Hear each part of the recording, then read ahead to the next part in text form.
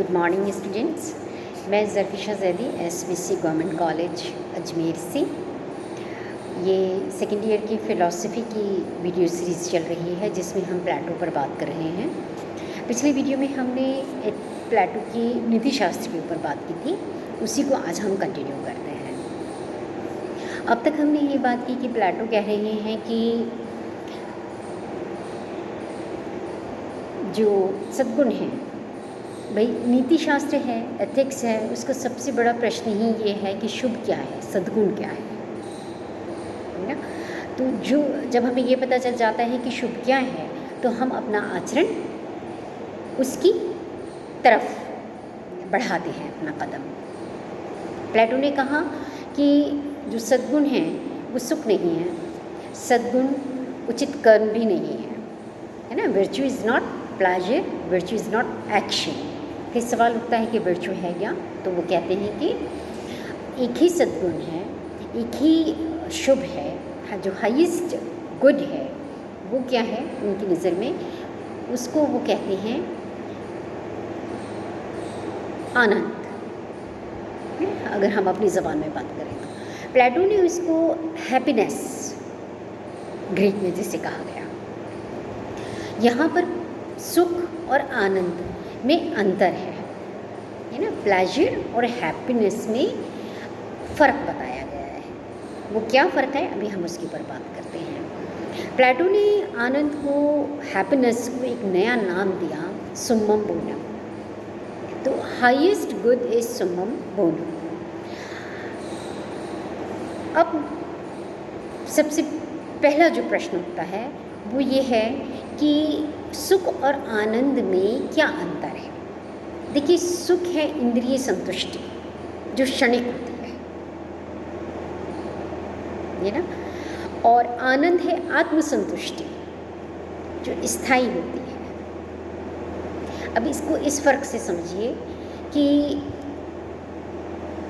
जब हम अपनी इच्छाओं के पीछे भागते हैं, अपनी कामनाओं को पूर्ति करने के लिए उत्सुक होते हैं, जो हमारी संवेग हैं, जब हम उनके आधार पर कर्म करते हैं तो वो कर्म पूरा हुआ, उतनी देर के लिए हमें सुख मिलता है और फिर ख़त्म हो जाता है ना। जैसे कि किसी व्यक्ति की ये इच्छा है कि उसके पास एक कार होनी चाहिए, ठीक है। अब जब तक वो ये इच्छा कर रहा है तब तक उसको लग रहा है कि कार होगी तो मुझे ये सुख मिलेगा और मुझे इतना अच्छा लगेगा और मेरे लोग यूँ तारीफ़ करेंगे। लेकिन जैसे ही उसकी ये इच्छा पूरी होती है, उसको कार मिल जाती है, कुछ दिन गुजरते हैं और फिर सब ख़त्म। फिर एक नई इच्छा जागृत होती है कि इससे बड़ी कार, है ना। और ये एक अंतहीन सिलसिला है। जो आनंद है उसका मतलब है सामंजस्यपूर्ण जीवन, बैलेंस्ड लाइफ, जिसमें व्यक्ति अंदरूनी तौर पर संतुष्ट होता है। प्लेटो का ये जो हाईएस्ट गुड है, हैप्पीनेस जिसे कह रहे हैं, प्लेटो की ज़बान में अगर हम उसे सुम्मम बोनम कह रहे हैं, तो ये एक कंपाउंड कॉन्सेप्ट है जिसके अंदर कुछ चीज़ें मिली हुई हैं।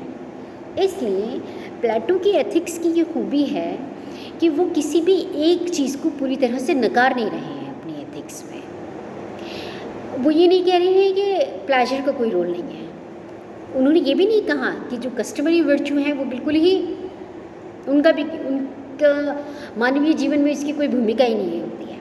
नहीं, उन्होंने इन सब को एक बैलेंस करने की कोशिश की है। तो उनका जो हाईएस्ट गुड है उसमें वो 4 चीज़ें इंक्लूड करते हैं। पहला और जो सबसे इम्पॉर्टेंट है वो है नॉलेज ऑफ आइडियाज़। जिन प्रत्ययों का प्लेटो ने जिक्र किया उनका ज्ञान होता है जब व्यक्ति अंदर से संतुष्ट होता है, खुश होता है। दूसरी चीज़ उन्होंने बताई कि उन्हीं आइडियाज़ को एक्सप्रेशन है, तो हम यहाँ पर जो इंद्रिय वस्तुएं देख रहे हैं उन पर कंटेम्पलेशन, उनका ऑब्जर्वेशन, उनको देखना, उनको समझना, क्योंकि यही जो भौतिक जगत है यही तो इशारा कर रहा है प्रत्येक जगत की तरफ। तो उस इशारे को हम समझेंगे तभी जबकि हम इन भौतिक वस्तुओं को देखेंगे, समझेंगे। थर्ड है इसके अंदर, जो कुछ भी यहाँ सुंदर है, जो कुछ भी यहाँ सामंजस्यपूर्ण है, जो कुछ भी यहाँ व्यवस्थित है, उस पर चिंतन मनन। देखिए भौतिक जगत में बहुत सारी चीज़ें सुंदर हैं। यहाँ पर हम देखते हैं हार्मनी है, एक लय है, एक संगीत है भौतिक जगत में, उस तक पहुँचना, उसका बोध हो जाना। और चौथी चीज़ है इंद्रिय सुख। इंद्रिय सुख जो हमारे नोबल इमोशंस हैं, जो नोबल डिज़ायर्स हैं, उनकी संतुष्टि, और ये चारों चीज़ें मिलाकर बनती हैं प्लेटो का हैप्पीनेस, जो हाईएस्ट गुड है ना। तो हमारा जो नैतिक जीवन है उसका ये आदर्श है। प्लेटो के जो मास्टर थे, जो टीचर थे, सोक्रेटिस, उन्होंने कहा कि सद्गुण एक है, और वो क्या है? ज्ञान है। प्लेटो भी अपने शुरुआती दौर में इसी चीज़ से एक मत थे और वो इससे इनकार भी नहीं करते हैं, लेकिन उन्होंने आगे चलकर सद्गुणों में कुछ एकता और अनेकता को शामिल किया, और उन्होंने कहा कि सद्गुण 4 होते हैं, और उन्होंने 4 कार्डिनल वर्चुअस की बात की, जिसके अंदर पहला विवेक, दूसरा साहस, तीसरा संयम और चौथा न्याय है। और उन्होंने कहा कि जो शुरुआती 3 सद्गुण हैं वो हमारी आत्मा के भिन्न भिन्न हिस्सों से जुड़े हुए हैं। तो जो आत्मा का वो भाग है जिसे हम कहते हैं बौद्धिक भाग, रैशनल पार्ट से विवेक जुड़ा हुआ है। जो नोबल इरेशनल पार्ट है उससे साहस जुड़ा हुआ है, और जो इग्नोबल रैशनल पार्ट है उससे सेल्फ कंट्रोल या संयम जुड़ा हुआ है। और जब ये आत्मा के तीनों ही भाग अपना अपना काम करते हैं और एक दूसरे के साथ व्यवस्थित होते हैं, एक दूसरे के साथ सामंजस्यपूर्ण तरीके से काम करते हैं, तो फिर न्याय का उदय होता है। तो जो चौथा सद्गुण है वो इन तीनों सद्गुणों के मेल से बना हुआ है। अब प्लेटो के एथिक्स में 1-2 बातें और भी हैं। एक तो ये कि जहाँ एक महान दार्शनिक और एक महान चिंतक के रूप में हमने प्लेटो को देखा, जो अपने युग से बहुत आगे निकले, लेकिन महिलाओं को लेकर प्लेटो की स्थिति वही थी जो आम यूनानियों की थी।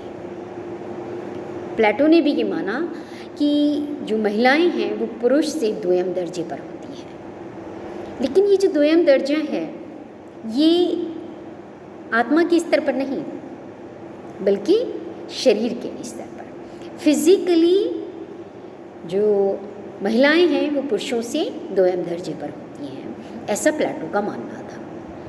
दूसरा उन्होंने ये माना कि पुरुष हो चाहे महिला हो, दोनों को ही समान रूप से शिक्षित किया जाना ज़रूरी है, और दोनों की उन्होंने समान शिक्षा कि वो पक्षधर रहे। एक चीज़ और है प्लेटो में कि उस ज़माने में दास प्रथा का प्रचलन था, न सिर्फ यूनान में बल्कि दुनिया की ज़्यादातर जगहों पर।